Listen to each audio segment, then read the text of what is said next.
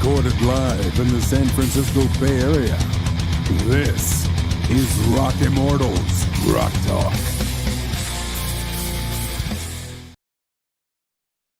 Hey everybody, welcome to Rock Talk. This is Russell, and I'm fucking excited today. I'm excited as hell. I am here with the man, the vocalist of Exodus, the mighty fucking Zetro. How you doing, man? What's up, bro? Good to be on your show. Hey, thank you so much for making the time. I really appreciate it. No Usually, problem. we start out with, I feel like we know what you've been up to, while everything's kind of been locked down, but at the same time, how are you holding up? And, how are you keeping yourself busy while we can't really go out and can't do the thing, so to speak? Well, I've been actually keeping people in my lair. I bring them into the vault lately. I haven't actually last year when I started that webcast that I do, Zetro's Toxic Vault, for all the people that don't know, I was doing a lot of episodes. I was putting up like 5-7 episodes a week. Since the pandemic hit down, I've kind of slowed that down because guests are not as the people aren't on tour, so I can't bring people in. So I've kind of been able to still keep it going on, but probably like everybody else, man, chomping at the bit, hoping that normalcy comes back to us sometime soon. I don't know how soon that's going to happen, looking at the state of the way things are here now. So we'll see. Yeah, it's uncharted territory for all of us for sure. And, we're kind of, a lot of people are making the best of it. And that brings up, the first thing I wanted to talk about, which is the Toxic Vault. If you guys aren't watching Zetro's Toxic Vault, it's fucking great. It's a hell of a lot of fun. It goes really, really deep with a lot of great and interesting people. You started it last year, and I think the first guest you had, I could be wrong on this, was Phil Dimmel, right? Around the Violence reunion. I think he was one of the, I think I started it on a Saturday, and then I called him right after those Violence shows because I think it was that weekend I started it. And he, of course, him and I live in the same town. We both live in Dublin, California. And I'm like, hey, what are you doing right now? Why don't you come over? I can give 10 minutes and I'll talk to you about the shows. And you could tell everybody, it would help my show out immensely. And it actually did up to now. It's the most watched episode, actually, although it has been up for a year. And that's the great thing about YouTube is you can just go to my channel and there's all the past episodes. You can watch them whenever you want, or I love that. I love that. I've seen people that are watching stuff that I filmed a year ago that are commenting now on it. You know what I mean? That they just seen it, that's the whole idea. That was the whole idea behind it. And you go deep with it too. I remember watching my first episode, and a lot of interview shows are just kind of like me, I guess. Hey, what's up? How you doing? You go into family and upbringing with a lot of these guys in situations where they haven't really talked much about that. When you do that, are you learning along with us more about their backstory, or is this typically stuff that you kind of know from, knowing the guys before? A lot of the artists I do know, a lot of the artists I don't know, a lot of in-depth stuff. Like I think 2 months into the show, I had Wadi from The Exploited come on, and I love The Exploited, but I hadn't realized. I knew he had a couple of heart attacks recently, so I do my homework. You know what I mean? I'll go on Wikipedia or I'll go on YouTube and check out live shows, and I'll watch stuff, and I'll go on their history and find out. And besides of the knowledge that I already have, there's a lot of people that I do know a lot about, and a lot of people that I can't. I'm very excited. People give me shit all the time because I interrupt while I'm like, you live there, and I see, let him finish. It's like I think a conversation with me, even when you're not on video or anything, is always like that because I'm like, no, like that. But people know that I'm a really good guy. I'm good to everyone. All the fans on tour are anyone. They know I'm very approachable. I'm the unrock star. I don't like that mentality. I mean, it takes everybody to be a part to make this go. Like, your show that you're doing here, you're helping metal out by having me on and having interviews going. And then so the fans can hear this type of stuff, and I play the music and the fans go to the concerts. So everybody needs each other in this. And I don't think anyone is more important than the other, although there's obviously the musician and the bands of the nucleus of it all, but all works hand in hand, especially with metal. There's no form of television or radio that's really knocking the door down playing our stuff. It's very all of us, that have each other's back, and we keep it that way. That's why it'll always survive, because it'll always have that following. I mean, you go to a festival in Europe and you'll see for 3 days 60, 70, 80,000 people sing all their favorite metal bands, 60, 70 metal bands in a weekend, and they're packed, they're slamming, even though there's no really radio station or television station that is dedicated to that, other than stuff like this and like my show that I have on YouTube as well. So, that's why I think the fraternity, I like to call it, the close-knit fraternity, keeps us all, it keeps the balance going anyway. Well, that's, and it's funny, there's actually a quote that I pulled from, I think it was the Bobby Gustafson interview, the Toxic Vault video you did with him. And one of the quotes, it was one of the best things I've ever heard from somebody in the scene, and especially somebody in a band. And it was, it's not all about being a rock star, playing big things. It's all about enjoying music and expressing music your own way. And if you have fun with that, that's all that matters. And that's kind of, that mentality is something that honestly is found in metal more than anywhere else. It really is. Obviously, because most of us are that can actually, survive off of the business, and we're very fortunate for that too. You know what I mean? That we can do that. We still have to, it's kind of like a job like everybody else. Nobody's really rich, and it's in our blood. And I've always said that, if 10 people come to your garage to watch you guys play, that's a plus. If you play a gig and 2 people buy a t-shirt, that's a double plus. You know what I mean? You're way ahead of the game, because you got into music because you loved it, not because, and you started playing it because you loved it so much you wanted to be a part of it, and I think that definitely carries a lot of weight, especially for me. I love the fact to play it. And even when I was in Exodus, I was doing Hatred with my sons, and Tenet with the guys from Strapping Young Lad, and Dublin Death Patrol with Chuck Billy, and I do my own AC/DC tribute band with Will that I do. So I mean, I'm very musically inclined, regardless if it's paying my living or it isn't. It's what I am. It's what I do. Yeah. So, usually we'd ask kind of who your influences are, and I feel like it's kind of a common thread where a lot of the guys, specifically in hard rock and metal, and that are around, whose bands have been around 25, 30 years, kind of have very similar influences when it comes to, AC/DC and Thin Lizzy and UFO and all those bands come up very, very consistently. So I want to know what your influences are, and at the same time, I also want to know if there's somebody that maybe influenced you to have the mindset that you have, that kind of down to earth, personable mindset versus not letting the head go into the clouds sort of thing. I think from experience that comes.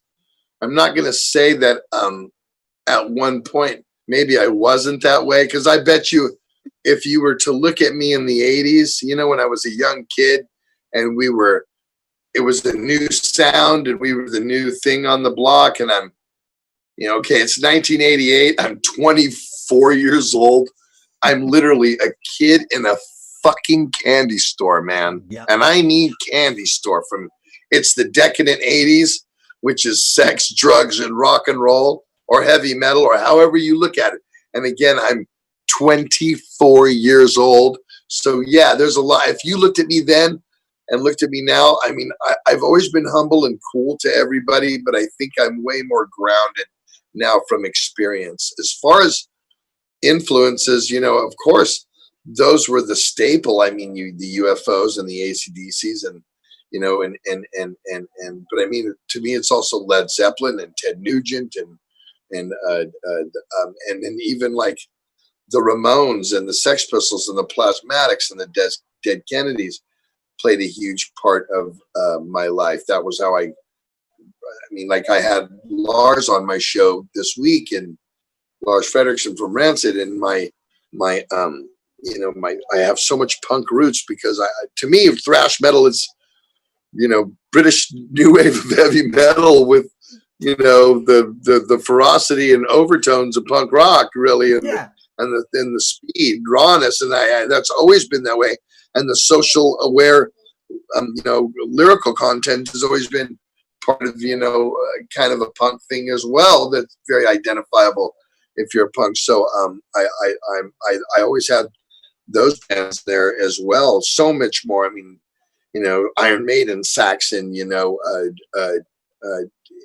anything that was heavy. Alice Cooper, I loved Alice when I was a kid. I remember I was probably about 10, and he was on the Cher show, and I made my mother let me stay up because Cher didn't come on till 10 or some shit like that. And I made her let me stay up just because I wanted to see Alice, because I knew Alice was going to come out with a snake and do something creepy or something like that. So, I mean, I've always been a fan of that sort of thing. It's ironic that I get to do this, So is there a band that was kind of the, I feel like a lot of people talk about the moment you realize you want to do it. So was there a band or a moment that you can remember that kind of clicked in your head? Fuck, I want to do music. I want to be in music. I went to Dan the Green in 70, although I didn't play in a band for another 4 years. I went to Dan the Green. It was, I don't know if you know, in the Bay Area in the 70s and in the 80s, Bill Graham used to have these mega concerts like they do in Europe, like these festivals, but they weren't anywhere. He would just get all these bands and bring them here. And I saw it was Mahogany Rush, AC/DC, Aerosmith, and Ted Nugent. And I saw Angus and Bon came out in the crowd with Bon on Angus's shoulders. And I was like, fuck, this is what I want to do. This is amazing. And I was always into music, but like from then on out, I was buying a record a week. I was going to I'd always rode my bike, even when I was 10, 11 years old, down to the record store, just to look at all the album covers. I thought that was fun. Just to walk in and look at the record covers, just to see with all the different art. But then I started finding out, you know what I mean? Oh, what am I doing? What am I buying this week? What am I going to buy this week? Who's out? And then I started expanding. You hear the basic bands, and then you start digging into bands that are that considered underground in 1980. Saxon, Motörhead, Iron Maiden, even Priest. Not a lot of people knew who Judas Priest was. Scorpions. Oh, Scorpions. All of that. Oh, so all of that heavy stuff. and you and Motörhead. I'll always throw that out there because Jesus, that was for me. I remember being a kid, and I was born in '80, so I was born what I always say a decade too late. Oh my! I went and saw Motörhead. Ozzy played Dan the Green in 1981 when Blizzard of Oz came out, and I didn't know they were on tour because you don't know these kind of things. And the next night they played the Santa Cruz Civic Auditorium, and the opener was fucking Motörhead, and I never had heard them before. And they were the loud, and it was for Ace of Spades, it was Fast Eddie, Lemmy, and Filthy, and they opened for it on the Blizzard, and it was Randy, Rudy Sarzo, Tommy Aldridge, and Ozzy, and I never had heard, because I wondered why all these people were showing up, these chicks like with their heads half shaved and black, and these shirts at Motörhead, and then they were just so loud and so heavy. And I was hooked in too. I was like, holy shit, this is a whole nother, this is, I never heard a vocal before. Like, nobody sang like that. They all kind of sang, even in heavy bands. There was a singer. He was the first one to ever go raw. You know what I mean? Yeah. Well, and if you remember the show, The Young Ones, back in the day. Oh, God. which was one of my favorite fucking shows as a kid. Ever. And I remember when it was on. Now, in my first time to England, I went to Carnaby Street, and they were selling, and I bought swag. I had a shirt that with Vivian on it that said "Piss off, you bastards," and it had a gun to his head. They don't sell that stuff anymore, but this is like '86 because I love the young ones. Oh, that show was so fucking masterful. It was so good. And, if you remember, Motörhead was on there. You can still get it on YouTube. Oh, yeah. They had a musical guest every week.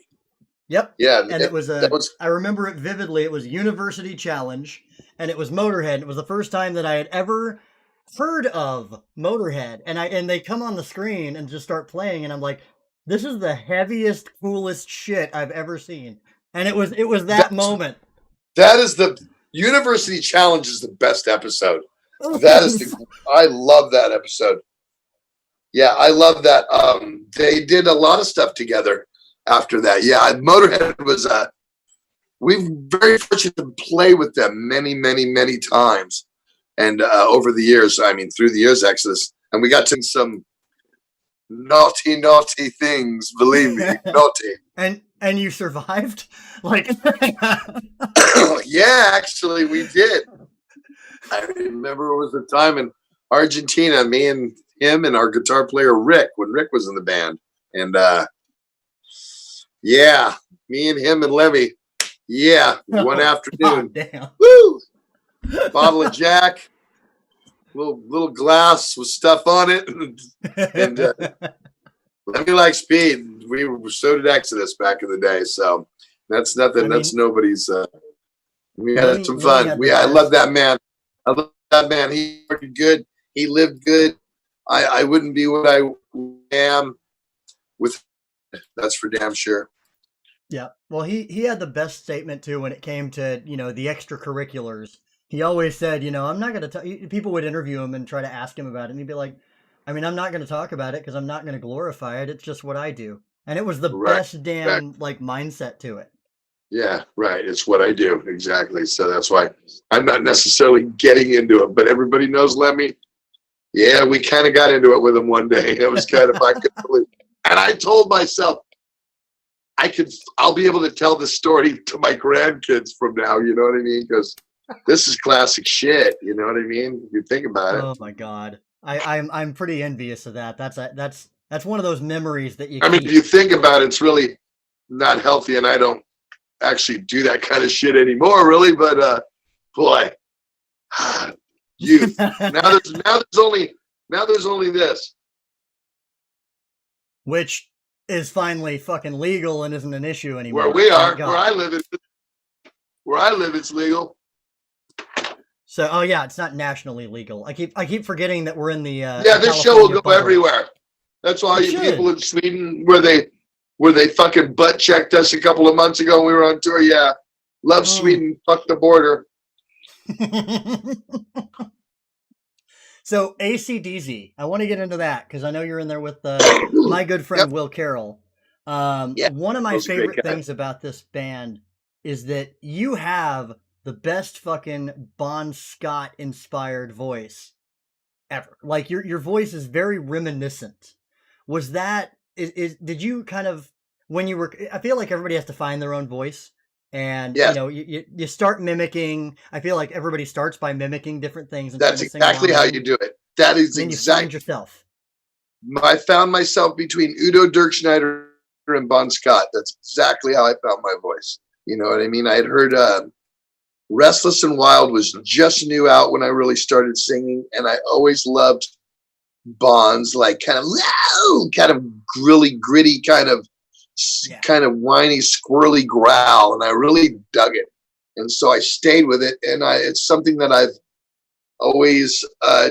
That's my voice. I think I'm not the best singer, but unique, I guess is the way to look at it. And from there, I made the mechanic work for me to do what I do. And if you listen to it close enough, you can hear it. But because I do thrash metal, it's so different. It's a different, approach, a different attack, I guess. Because with AC/DC, it's very subtle and kind of bluesy. With Exodus, it's just fucking red fucking throttle wide open in your face, so. Yeah, and with AC/DC, when you go up and do that, I remember seeing, I think it was Slim's. The moment you went up and did a Whole Lot of Rosie, it was like, holy shit, he sounds exactly like Bon Yeah, Scott. that's a tough Like, one that's a tough one because he gets really high. 4 2 3 nothing. You can say she got it. So it's up there, and I really got to think about that when I do it. I mean, Not a you lot. kill I don't have to think. So it's secondary. A lot of the stuff I do, it's just like breathing or walking. If you do it so long, it's just like automatic. When I sing the Exodus songs, it's kind of like I don't even think I know the words. I think the words are automatically come out when they're supposed to because I've done them so many millions of times that they, I don't even have to remember. They just come, oh, second verse. Yeah. Oh, that's right. Comes right in like this. Boom, boom. And my mouth starts going, automatically kind of. Well, I mean, you in AC/DC, you kill it.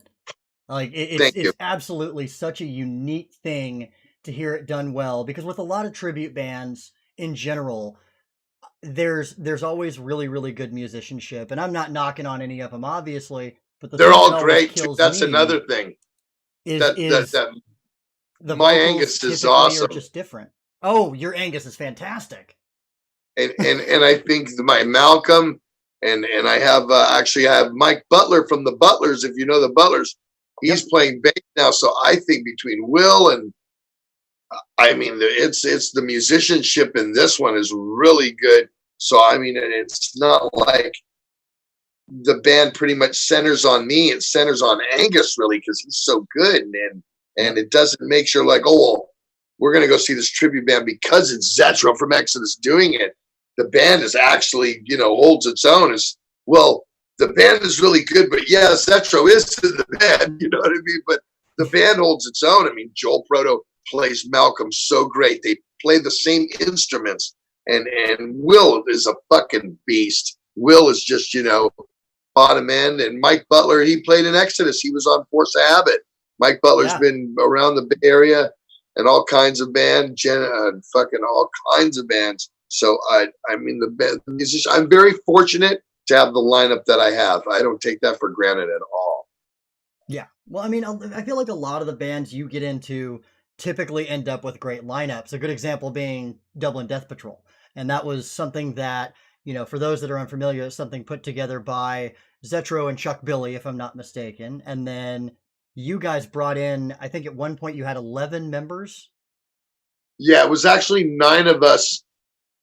7 of us on stage, but there was up to 11, 7 actually on stage, but up to 11 when we played some things just with having different players at different parts. But and it actually really started with the late Willie Lang. He started his idea of coming up and getting guys just from Dublin that have been very successful in music to come up because we had Troy Laketta from Tesla grew up in Dublin too, so we had him play on the album, although he didn't do anything live with us.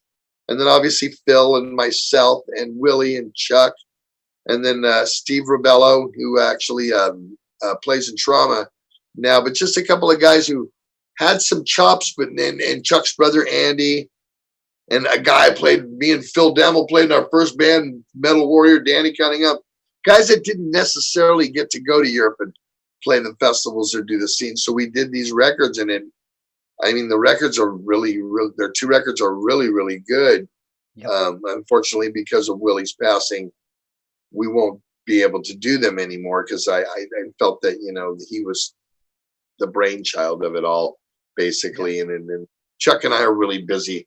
He's so busy with Testament, and I'm, busy with Exodus, besides the fact that this Corona shit has come around, so there's not a lot of time to do Dublin Death Patrol. But that one was that's a fun one. That was a lot of fun. I was kind of like all of the bros, all the guys you were drinking with you when you were a kid at the barn party, going, "Man, we're all going to be musicians someday. We're going to play some big concerts and do records." We actually did that, so it was kind of cool. Well, and what's really awesome is, speaking in terms of you are never not busy. You also founded Hatred, Y- and that was with your boys Cody and Nick got involved Right. with that. How cool was it to, as a parent, bring your kids in and be like, let's all jump in and do something together. Well, we started it with neither of the boys were in it. When I started it was Costa Barbatakis, which is the main guitar player, who was just a Hmm. witch, that kid. And Alex Bent, who actually plays drums in Trivium now.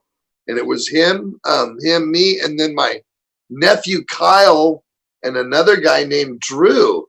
And that was the inception of it. And then it just evolved. Um, Alex was busy doing a lot of touring with a bunch of other bands, and I needed somebody stable. And Nicholas had been playing drums, but I didn't think his feet were right there yet. But he auditioned and he got it. So, and then my son had come in about a year before that, and it didn't really start with me and them. It just ended up with them. And now, I mean, it's their band. They are the driving force. Well, it's actually Costa's band too. All of them are, they do really well. Their record that came out, I think, last August or last September, From Days Unto Darkness, is with my son singing on it.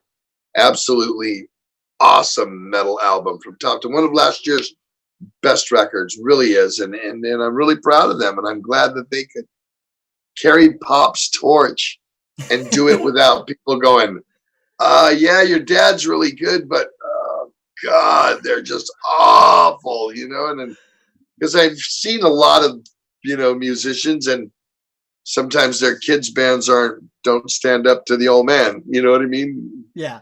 Sometimes. Well, they're kicking ass with it. They really, really are. And And they're having fun. yes, and that's more important than anything at the end of the day.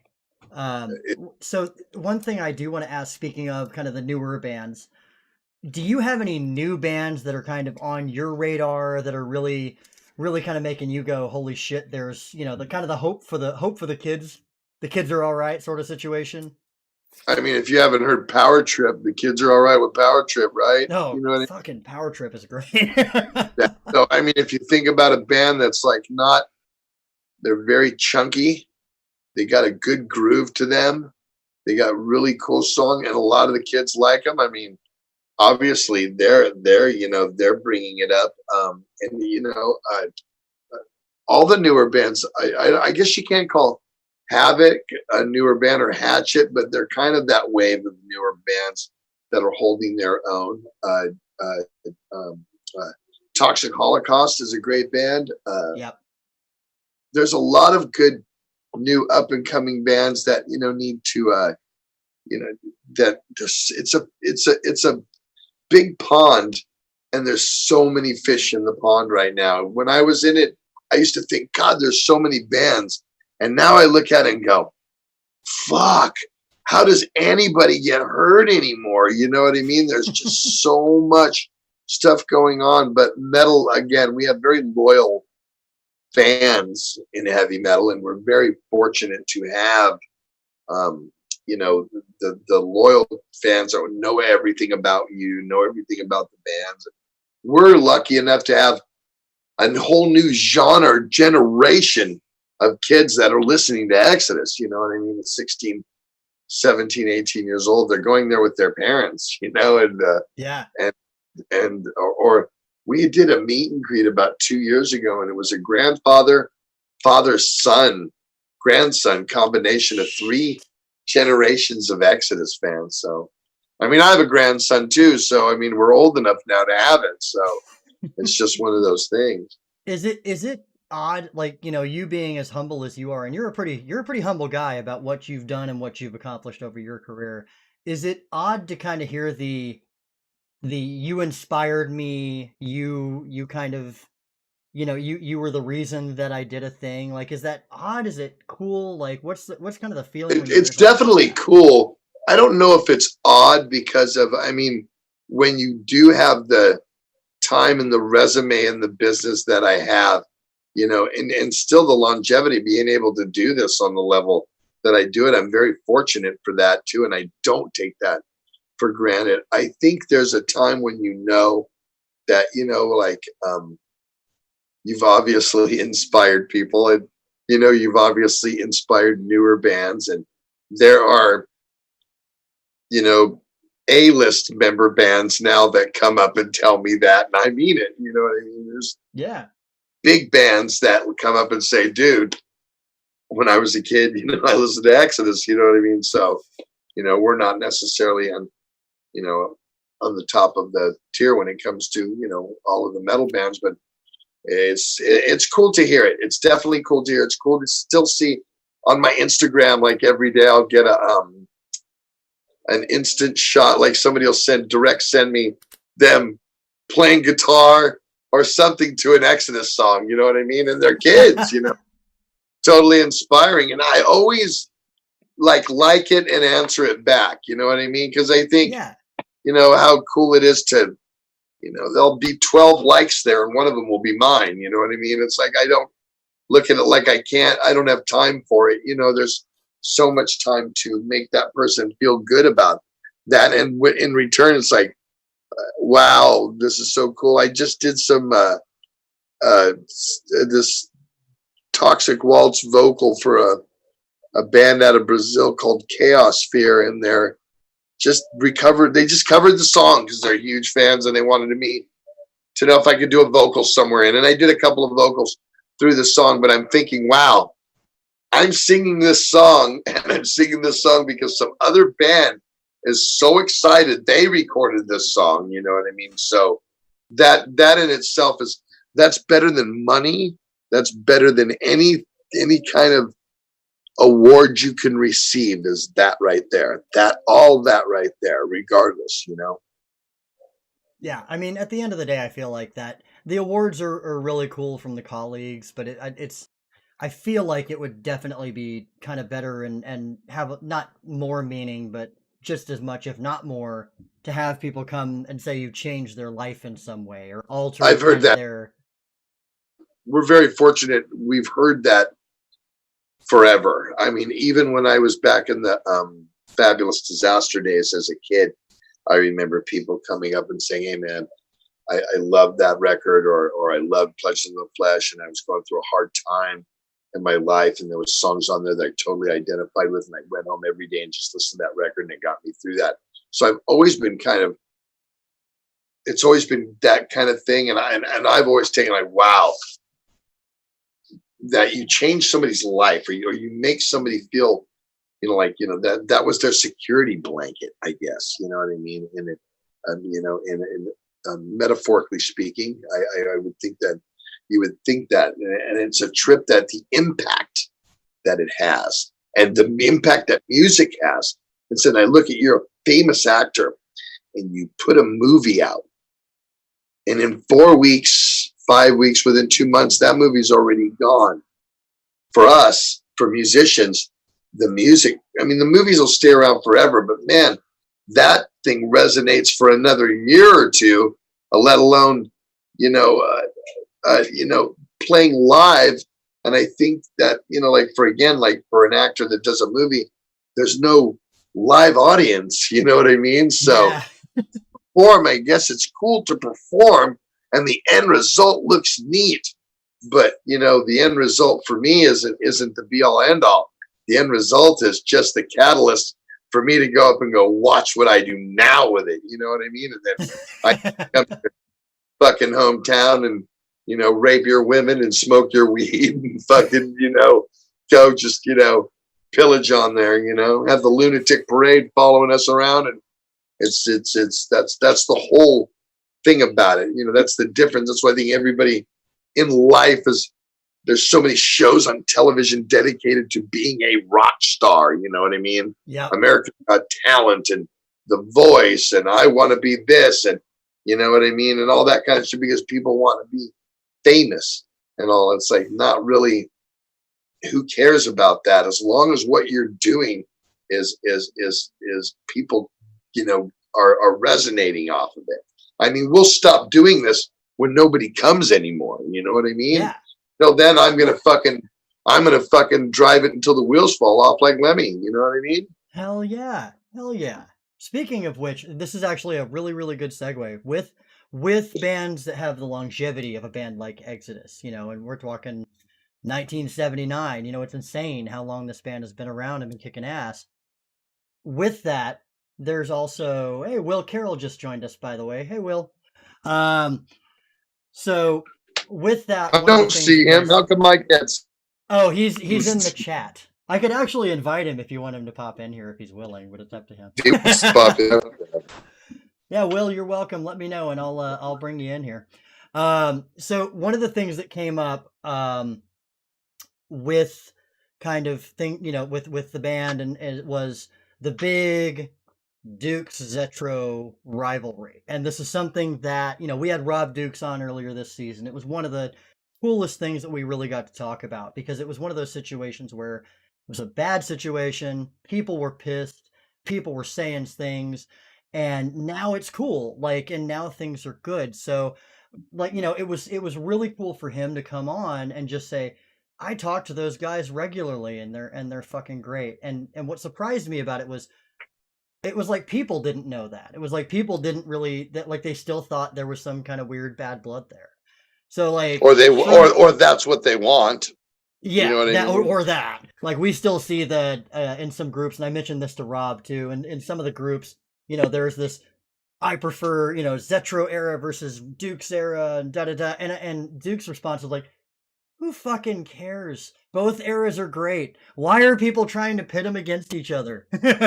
I agree. I mean, you could do that with any band because most bands have at some point lost their singer or brought their singer back. You're going to say that, well, I felt that Ripper Owens era of Judas Priest was a lot more aggressive than when Rob Halford, or you could say, well, I like Paul Di'Anno and Blaze Bailey better than I liked Bruce Dickinson, so you can sit there and go, were you a fan of Gary Cherone when Gary Cherone joined Van Halen? You know what I mean? Think about it. A lot of bands do things, but I mean, I think Exodus and all of, all three singers have their own power to being that singer. In my eyes, I just think that we do.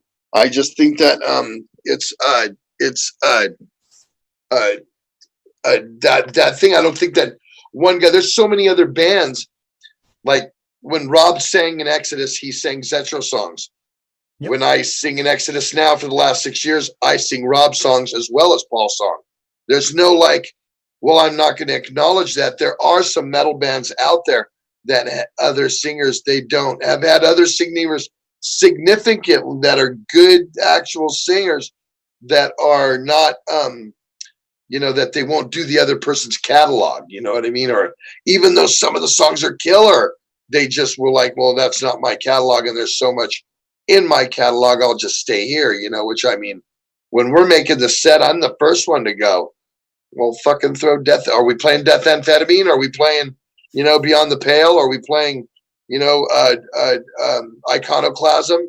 Are we playing the Ballad of Leonard Jones? Let's open with the Ballad of Leonard Jones. I love that song, and it shows the fans when we play that stuff, it shows them, well, they're not afraid to play those songs. And I actually love to sing them, so, and there's no animosity between me and Rob. I really didn't know Rob all that well. I'd only met him maybe once or twice while he was the singer of Exodus. We actually kind of connected when they did the chapel shows. And I think that was in 17 or in 18. I can't even remember when we 17, did 17, I think. Yeah. 17, right. And actually him and I got along really well. And even since then, I mean, he talks to Gary all the time. He talks to Tom. He talks to Lee. He talks to Jack. Rick Cunel just played a lead on Generation Kill record. I've told him a million times, if you want to come up and sing a fucking song, whenever you feel like doing it, man, come on up. I'll hand you the mic gladly. There's no animosity. Never, in my eyes, there's no reason for me. For what? What did the guy do? It wasn't on me. You know what I mean? That I didn't, replace him in the band. I actually auditioned in the whole bit again. That had nothing to do with me, but that's all been water under the bridge anyway. You know what I mean? He's cool with the guys. And then that's there's nothing carrying on about that. And I think that's great, you know? So for all the trolls out there that want there to be something, go fuck yourselves. I mean, we're not going to have it. I'm too old to be bothered with that kind of bullshit in the first place. You know what I mean? I want to bring what's real to the fans. That's why I do that webcast. Everything that I talk about, how I talk to the people on there, it's all real. There's nothing I script or you know, all that shit's off the top of my head, you know, and reading what interests me, what I would ask, you know, what I want to know, you know what I mean? And I'm not afraid to ask certain things, you know, obviously. Well, you're one of the most real people in music. Like, I've never seen you really throw bullshit out there. At least There's you no do see reason for it. Yeah, Not from none. me though. Never. I would never want somebody's experience with me to be negative, ever. I would always want them to be a fan, people that I work with, a stagehand, a fucking backstage guy who watches the fucking door. You know what I mean? There's no reason for that. That mentality doesn't hold, and it's never going to survive ever. You know, so it's why I get along with everybody. I like what I do. I'm very fortunate to get to do what I do on the level that I get to do it for a living. I'm very, very, and have people want to hear what I do in Exodus and what I do with my other bands. Man, if you would have told me I was a 17 or 18-year-old kid when you're going to be, you know, in your 50s, you know, people will be revered at what you've done, and people will commend you, and you'll be, you know, considered a legend in the type of music that you play. I said, really? Where do I got to sell my soul? What fucking line do I need to sign it on?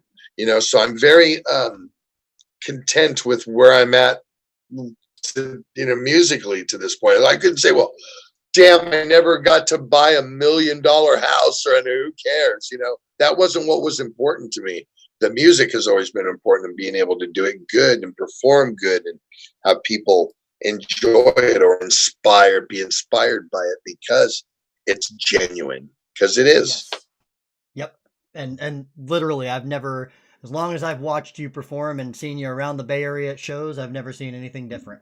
That's just who you are, and it's fucking refreshing in a lot of ways. I know a lot of people that, I mean, all over the world that could attest for that, because it's just the way that I operate. I don't have any overblown ego. Like I said, maybe when I was younger, I might have been a little bit more cocky and arrogant because I was young and immature. But as you get older, you learn to appreciate all the things that you get to do and still around. Because I mean, every other month it seems like I'm going to somebody's funeral. You know, as I'm getting older, I'm 56, so people are starting to go. You know, and then at that age, and people from our scene are starting to go as well, because they're, you know, either older or they abused or they're still abusing, and it just, at some point it's just time to stop. So, you know, I mean, other than weed, I don't do anything else. I don't even drink alcohol. So it's like I'm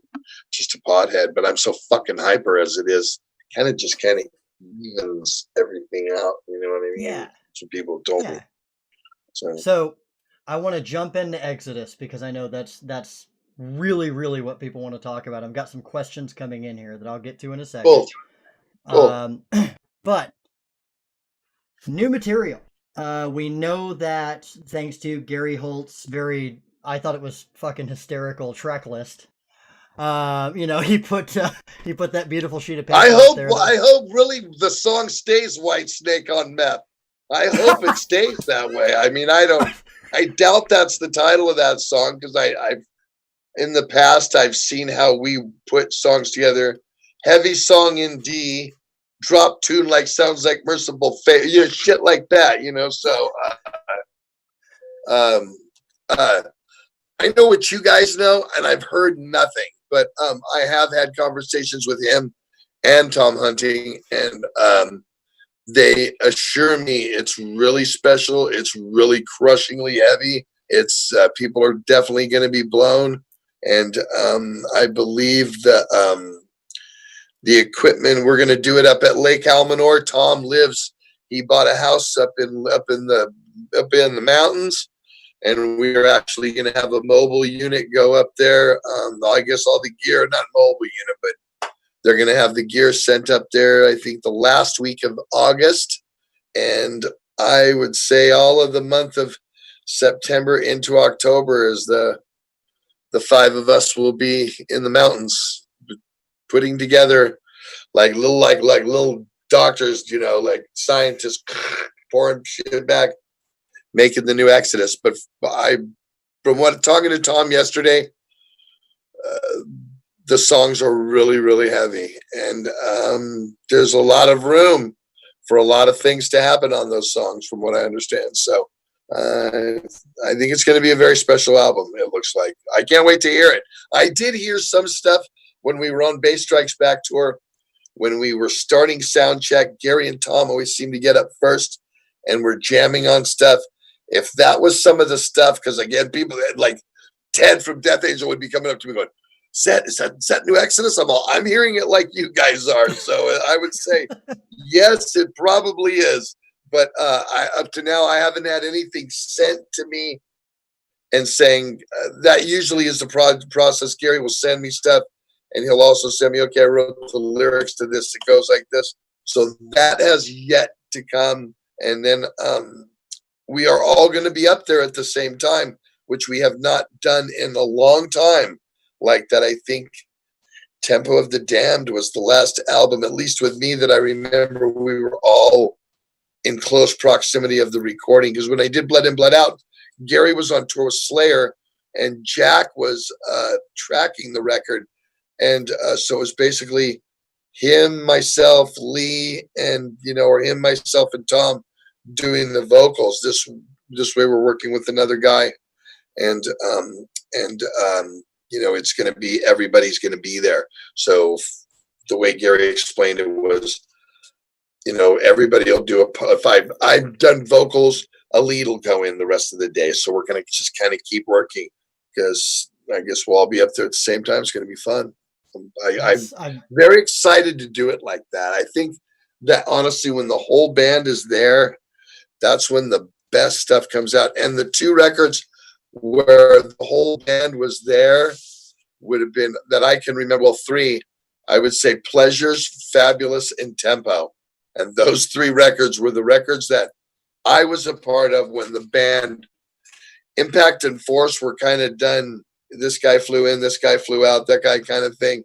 They were done like that. But Pleasures and Fabulous and Tempo, we were all there, and to me, a lot of people think that those are, some of the best records with some of the best songs on them. And I agree with that. So hopefully that same magic is going to happen again. I have no doubts that it will. I mean, and the thing is, if this is, when did Blood In, Blood Out come out? That was October of 2014. I mean, we're 6 years on that. You know what I mean? And again, and I have to thank the fans for being so patient. Fortunate they're being so patient, because they knew what Gary was doing. You know what I mean? And especially in the last 2 years, especially from the January of 18, he was locked into finishing the world tour with Slayer. And none of us wanted to have him try to jump back and forth doing a new record with Exodus while he had little breaks with Slayer. We wanted him to obviously be able to concentrate on the music fully without any distractions. And that's what the writing of this record has been. He's completely written this record with no other distractions, not meaning that Slayer was a distraction, but he has no commitment to going on tour or playing or having to do anything. It's just Exodus now. So I'm way excited. I know it's going to come real quick here. So I'm very happy that it's finally coming to that point. So I can't wait for everybody to hear it. I know it's going to be great. Come on. Gary Holt's the real deal, right? We all know that.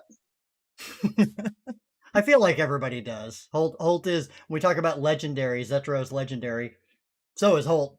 I mean, I don't think that you play in the band like Exodus, write the lyrics you write the music you write, create the sound you have, and then have the guy who cannot no longer play the part in that band say, if you're going to replace me, this is the guy you need to get, and they pull him in. So in my eyes, that there's a lot of guys out there that band could have had.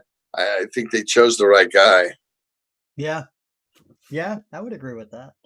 So going into this, I'm gonna hop into some questions, and a lot of people have some pretty good questions popping in here. And if you guys have more, pop them in now. We don't have too much time left. The first question here is, and I think this came in around the time we were talking about Dukes and that situation. Sammy Hagar tried to do it with David Lee Roth, and it couldn't happen. But do you think it could ever be a thing where we have a Duels Dukes Zetro tour? If they wanted to do it, I'd be down for it. No problem. You know what I mean? I would have no problem with that whatsoever. I mean, and to go one more than that, I would love to, if we were going to do that, bring Rick Hunolt out on guitar and have Rick play. You know what I mean? And turn it into a total family affair. But yeah, I mean, I'm not like, I think that would be great. You know, him and I being able, I could get breaks on stage in between songs, and he could come up and do that. Would be good. I could go back literally and like have Save My Dinner. Rob's gonna do like 3 songs, and I'll be able to come back and eat, and it'll be great. I have no, that would be awesome. Actually, the chapel worked out really well. I'm not opposed to any of that kind of stuff. I'm very if the fans want to see it, why not? You know what I mean? Like, no way, man. Rob's going to come in and take my job. And it doesn't work like that. I don't think about it like that. You know what I mean? You know, I would love that. I think that would add an element to it. Definitely down the road. I mean, obviously, you know, we're going to do a new record. And when the record comes out, it'll be a full blown tour, especially getting Gary back with us. There's many regions in the world that, you know, Cragen played with us. We didn't really get to tour with Gary because Slayer did a lot of stuff on touring simultaneously. So that's going to be, but man, I mean, that would be great. Bring him out. And then they could do we could even bring Testament out, and then I could go sing Legacy stuff with Chuck. You know what I mean? We could make it a family fucking affair. We'll get Derek Ramirez, the first guitar player. Yeah. That'd be amazing. Like I was actually just thinking, because you brought up the chapel again. Imagine like the grouping that was at the chapel doing like a mini tour. Like that would just be, you know, you guys and yeah, no, it would be a blast. I mean, actually, the extra players were it was Paul Bostaff and Cragen and Rob and Rick, and I mean that you know that spoke volumes of the contributors to Exodus over the years, and it would be fun. Too bad Bailoff wasn't here. I mean, look what Schenker just did. Michael's been doing for the last couple of years the Michael Schenker Fest, and he brings out Gary Barden, Graham Bonnet, Robin McCauley, and Doogie White. I love it, man. I think it's so cool. At this point, people just want to hear the music. Take your ego and put it aside, you know? Yeah. Well, it's fan service at the end of the day. It's what you love, and it's also doing those little things where the fans are going to have something extra special. Exactly. Nope, I would do it in a minute. Yeah, that would be freaking amazing. So Alexa is asking, which I thought that was supposed to go the other way. Do you have any favorite bands that you like to tour with?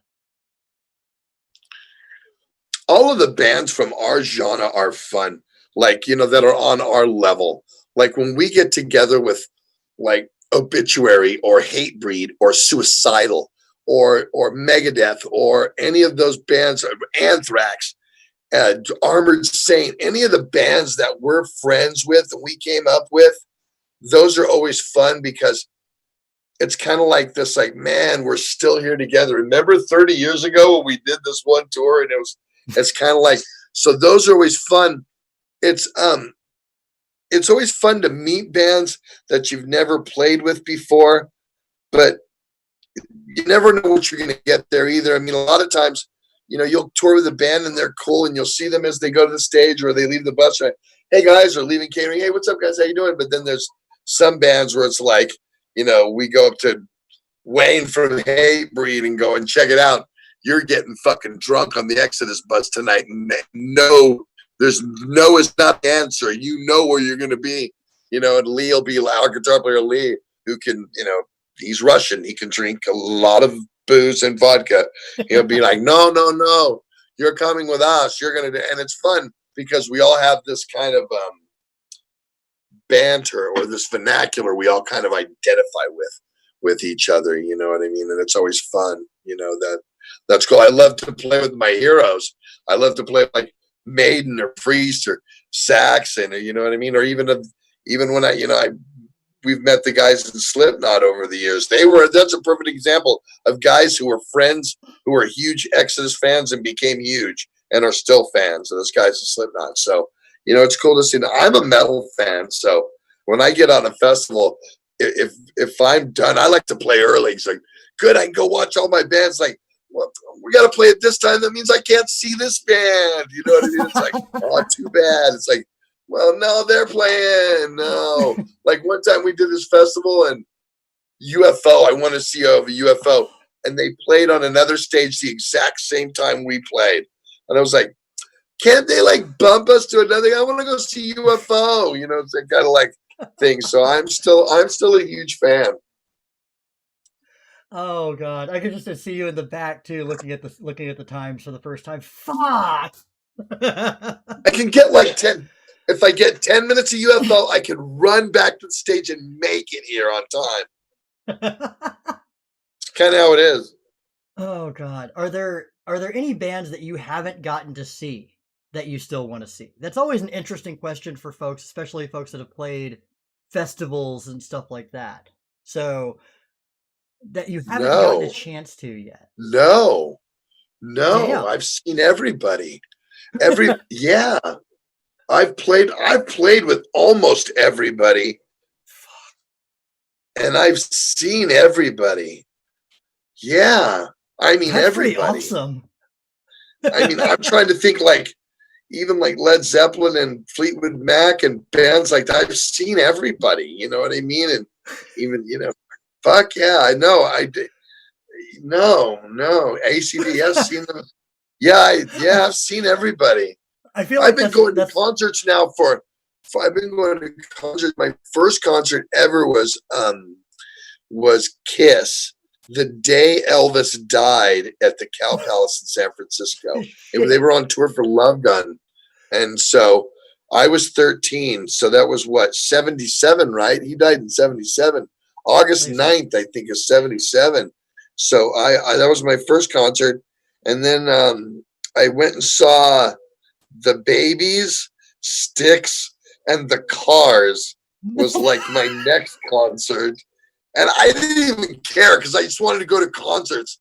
And then I started going to going to see like AC/DC and Van Halen and Black Sabbath and Rainbow and stuff like that. Then I started going that. But actually, I dug all three of them. I still like all of them. I love the Babies. I love the Cars and I love Styx, man. I love those bands. So that I'm a kid. When I was a kid, some of that stuff was heavy. Some of that stuff was the only rocking shit there was. So. Did you ever get to see Pink Floyd? Yes, definitely. Definitely got to sing Pink Floyd. Yep, I saw them and oh man, I saw them in like 1988. They played the Oakland Stadium, and I remember I was all coked out of my brain, and they had the big animals that were going like blown up, going across the Coliseum, and I was like, it was wild. So yeah. I've seen everybody. I mean, that's amazing. Like, we need to get you a shirt that says that I've seen everybody. Like, I think I've seen everybody. Nobody is ever going to be able to answer that question that way. Like, that you're the first and probably the only. I mean, I'm trying to even think like Molly Hatchet, 38 Special. I've seen all those bands. You know what I mean? It's like, I see Nazareth. I've seen Thin Lizzy. I've seen Anvil. I've seen everybody. Yeah, I've seen. I don't think I've not seen. That's a tough question. There has to be somebody somewhere. Probably not legendary. Not from if they're from the 70s, 80s, or even early. 90s. I've seen them. At some point I've seen them, or 60s. I've seen them. I went and saw the fucking monkeys. Okay, I've seen the monkeys. So What I mean, about shit. Hawkwind? Did you ever see Hawkwind?